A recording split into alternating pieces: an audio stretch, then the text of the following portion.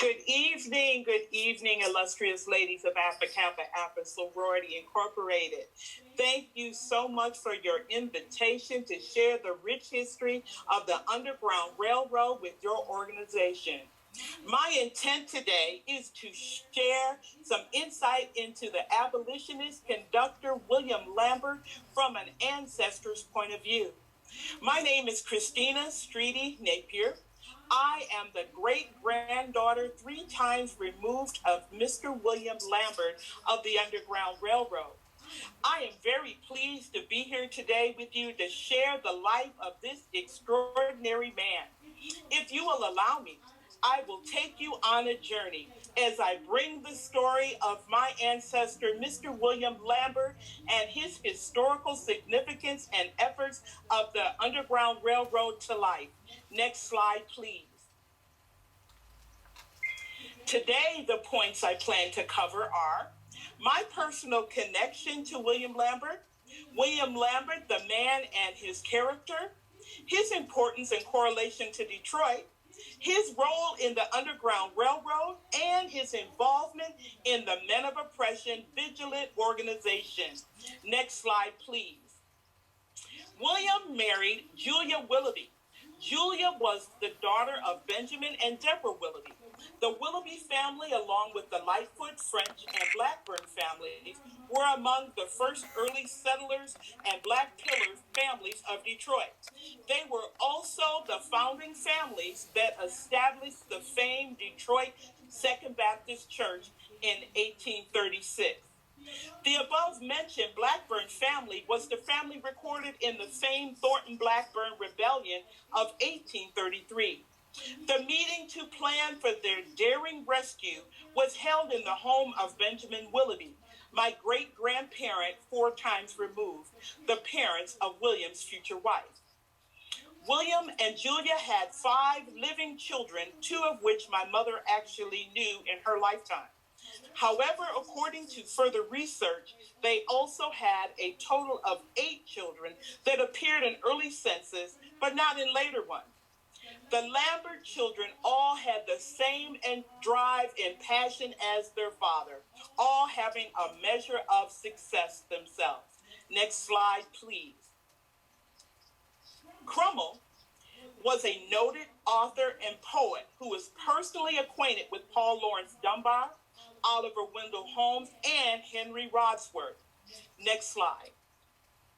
Toussaint, named after Toussaint Louverture, was an accomplished musician, playing in concerts in many of the Detroit churches, and was the first African-American letter carrier in the city of Detroit. His wife, Mary, known as Molly, was a proponent for education in the Black community and taught in the first schools set up in churches. She was also a noted author and journalist, having her articles published in leading African-American publications. Next slide, please. Benjamin was a noteworthy painter who followed his father's passion for civil rights issues and was instrumental in establishing the NAACP chapter in the city of Detroit in 1912. Next slide. William's daughters were also successful during a time in which female contributions were not always esteemed. Ella followed in her father's footsteps, working in the family business as a talented dressmaker. His eldest daughter, Harriet, my great-great-grandmother, along with Ella, were instrumental in starting the original Willing Workers in 1887. The organization was established to meet the financial and emotional needs of poverty-stricken African-American families, providing food and clothing. This organization is still in operation today. Next slide, please. Harriet's eldest daughter, Eudora, was the mother of my grandfather, Perry Simons. Perry attended University of Michigan and studied to become a dentist. He also pledged Alpha Phi Alpha fraternity on one of their earlier lines. Next slide. Perry had 2 children, one of which was my mother, Lois Simon Streety. Lois, prior to her marriage, was an entrepreneur, being the co-owner of a small floral shop located on the west side of Detroit. She later served as a dedicated educator. Next slide, please. This photo was taken during the dedication of the historical monument placard in honor of William Lambert in 1975. Unfortunately, the historical marker that was located on Leonard, just east of St. Auburn, was stolen and sold for scrap metal. Despite our efforts, the marker has not been replaced yet. Next slide, please. That brings our story to the present day Lambert descendants, still committed to community service, and our service is unwavering. Next slide, please. Now, let us journey into the life of William Lambert. You asked the question, who was William Lambert? William was born in Trenton, New Jersey as a free man during the pre-Civil War days. His mother was a free woman of color, and his father was a slave that had purchased his own freedom. As a child, William exhibited a high level of intelligence and was educated in Quaker schools. William often was in the company of his schoolmaster, Abner Francis, and on one occasion, he accompanied him on a trip to Toronto, Canada. When they arrived in Buffalo, William remained behind while Francis continued on to Canada. During the time that Francis was away, William hired on as a cabin boy on a Great Lakes vessel. When William reached Detroit, he was weary of ship travel and he decided to explore the city. Becoming intrigued with Detroit, he was determined that he would return to Detroit one day to live. A few years passed, though, before he would return. But during that time, William became highly involved in abolitionist activities. Upon his return to Detroit, within 3 years, he had become one of the principal conductors on the Underground Railroad and a proponent for civil liberties for people of color. Next slide, please. William owned and operated a thriving tailor and dry cleaning shop in downtown Detroit on East Jefferson. His entrepreneurship and business savvy allowed him to become one of the wealthiest African-American men in the state of Michigan at that time.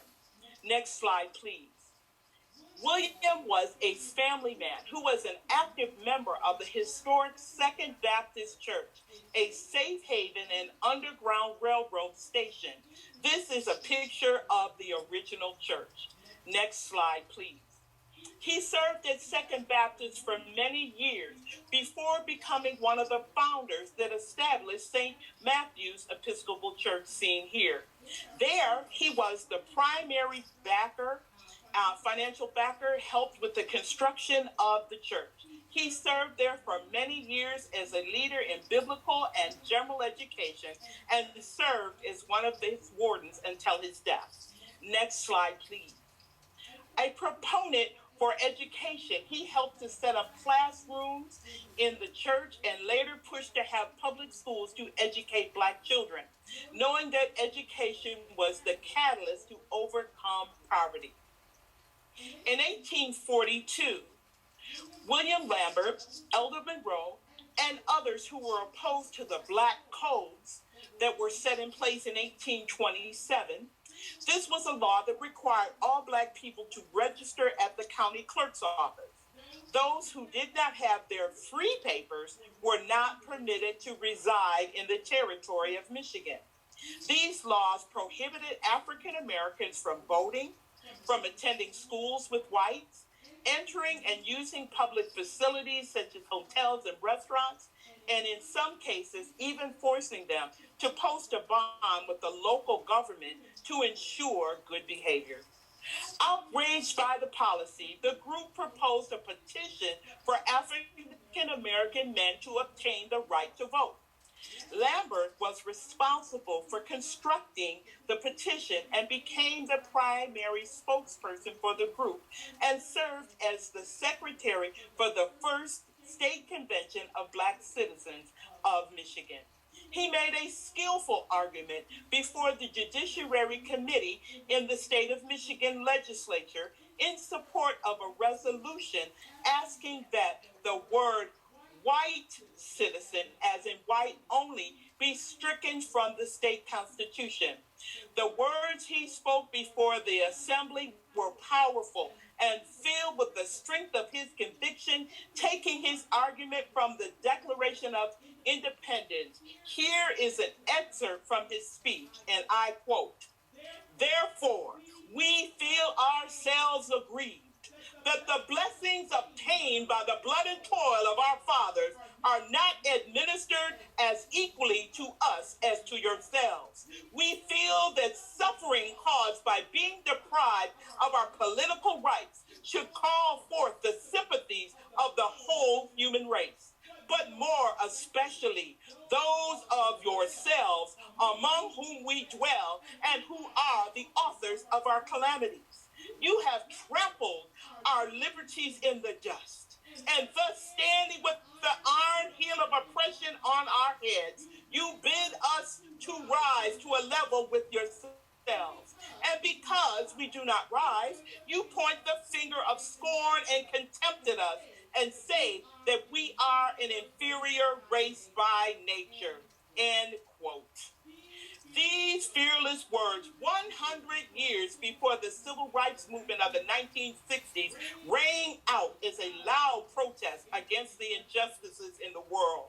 Much like Martin Luther King, William was a passionate, outspoken mouthpiece for civil liberties. Truly, the Underground Railroad was the first civil rights movement in this country. William was viewed as the primary African-American spokesperson and leader in the state of Michigan at the time. He was fearless, a man of courage, not taking into account his safety or the safety of his family. William was a man of many talents, serving as one of the primary conductors, vice president, treasurer, recording secretary, and manager of the Detroit chapter.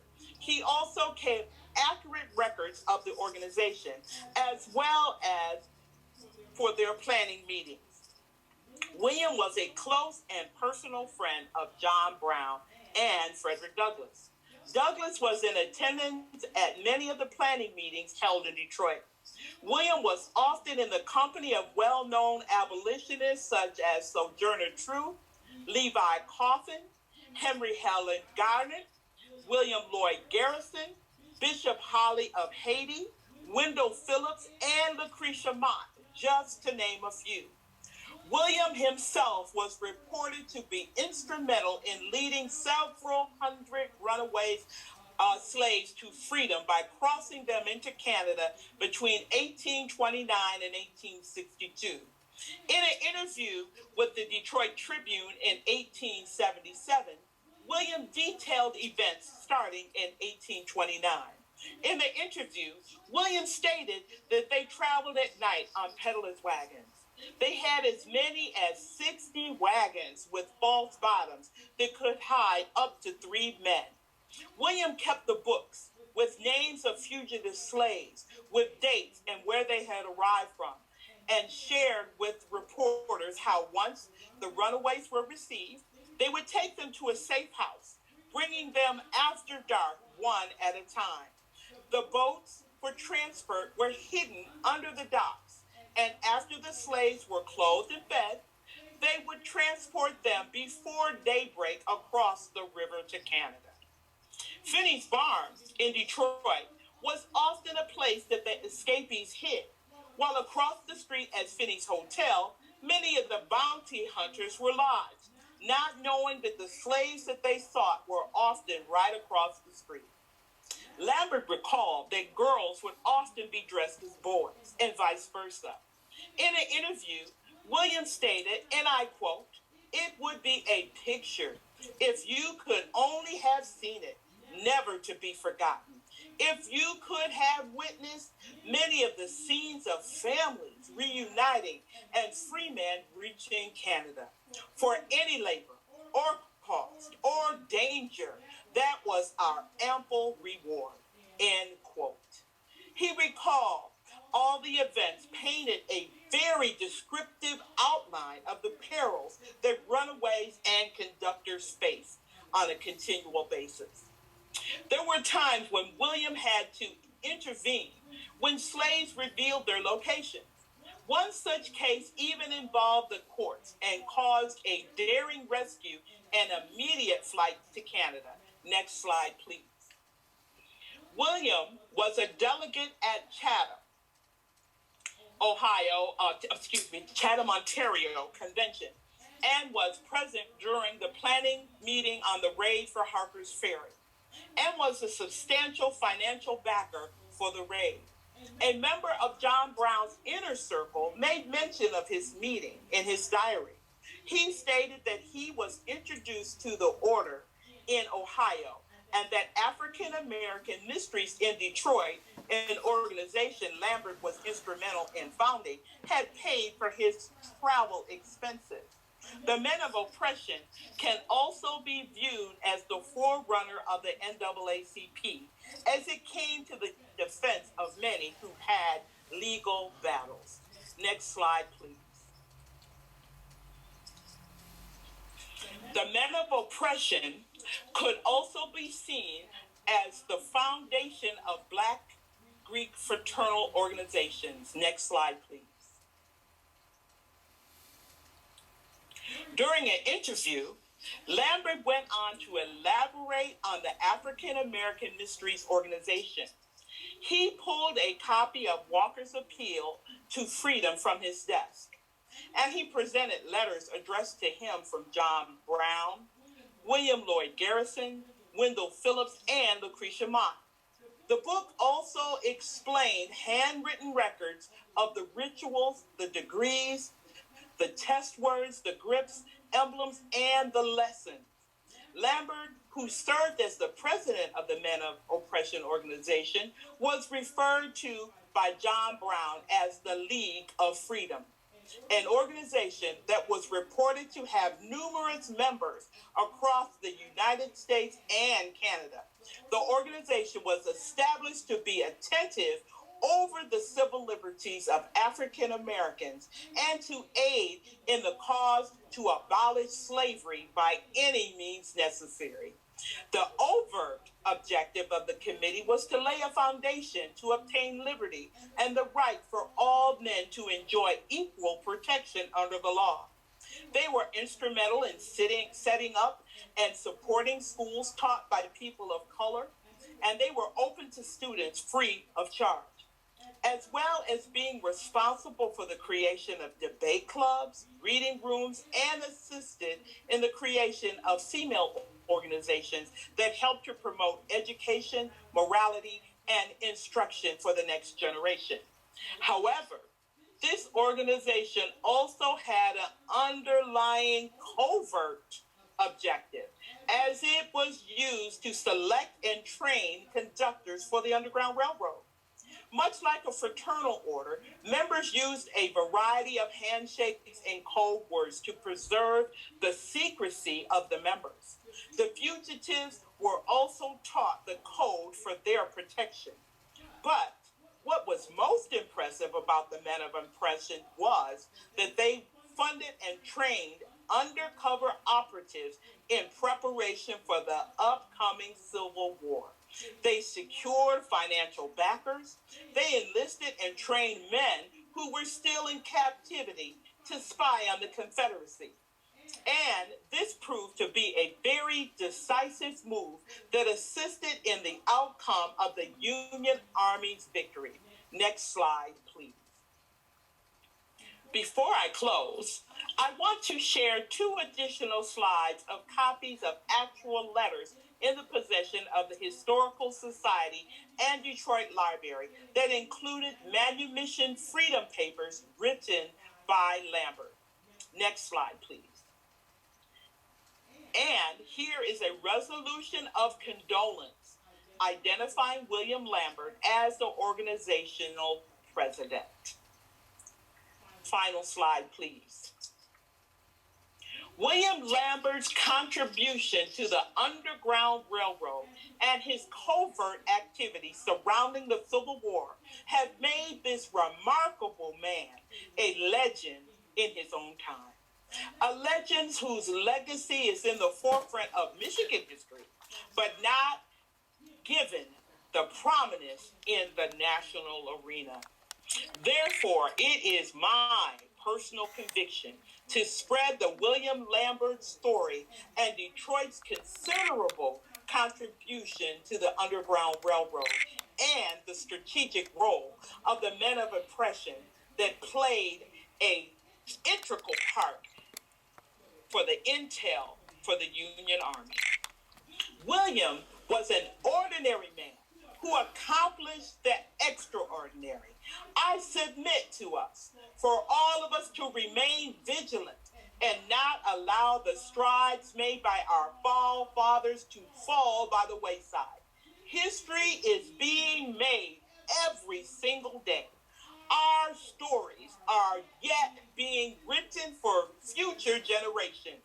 In this country today, we are witnessing the further erosion of our civil liberties play out right before our eyes. But we must be the torchbearers. We cannot allow the sacrifice that our ancestors strived for and died for to vanish before our eyes. Thank you. Thank you for your time, and have a good evening.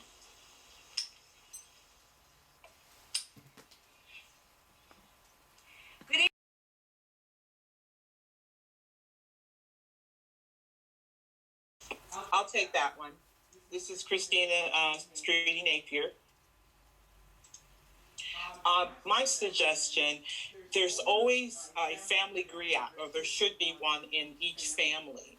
And one of the things my mother and her father, and basically the information was passed down through the generations, one after another.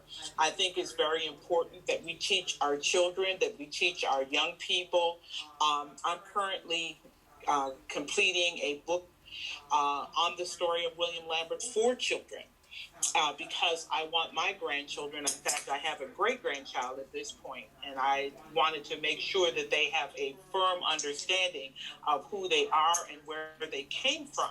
Because so many times we're told we don't know our history, but we have to ask those questions. That's one of the things that I would suggest.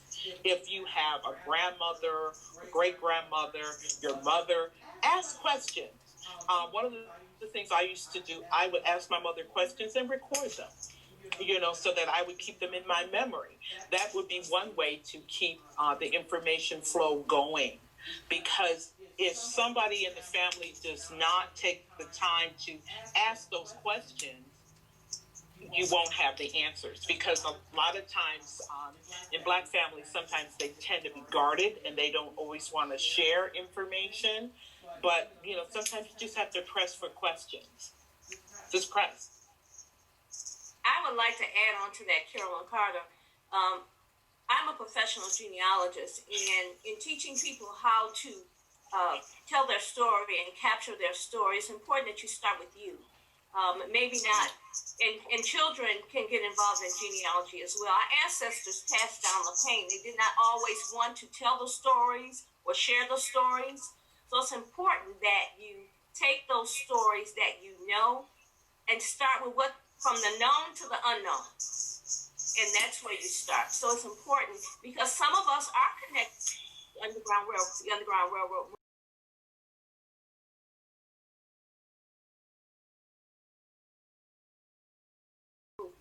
Some of our ancestors were involved in the Underground Railroad movement, and we may not know because those stories were not passed down.